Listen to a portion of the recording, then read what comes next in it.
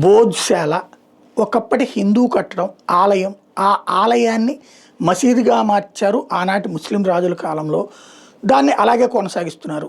As for ముస్లిం సంప్రదాయాల ప్రకారం ఒకసారి ఆలయం కానీ అట్లాంటి కట్టడాల్ని మసీదులుగా వాడకూడదు.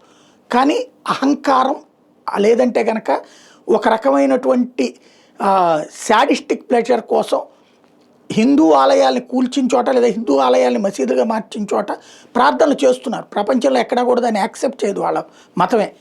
అది తప్పని కూడా చెప్తుంది. కానీ జరిగిపోతున్నాయి. దాని మీద ఇప్పుడు కోర్టులో విచారణ జరిగేది. ఏఎస్ఐ ఏదైతే పురావస్తు శాఖ చెప్తే ఆర్కియలాజికల్ సర్వే ఆఫ్ ఇండియా అది బోధ్శాల అనేది హిందూ దేవాలయం అని తేల్చి చెప్పింది.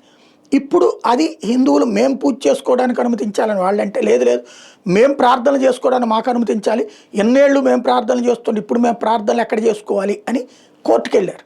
పక్కన ఎన్ని మసీదులు లేవు కానీ ఇక్కడే చేయాలనేది కావాలని పంతం పట్టడం, హిందువులతో గొడవ పెట్టుకోవాలని కోరుకోవడం. ఇదివరకు తెలియని రోజుల్లో ఓకే, ఇప్పుడు అధికారికంగా ధృవీకరణ అయ్యాక కూడా చేసే ప్రయత్నం చేయడం. ఇప్పుడు తాజాగా సుప్రీంకోర్టు ఏం చెప్పిందంటే బోధ్శాల లోపల కాకుండా, ఎందుకంటే మన హిందువులు అక్కడ బోధ్శాల లోపల పూజ చేసుకుంటా అంటే అనుమతించలేదు.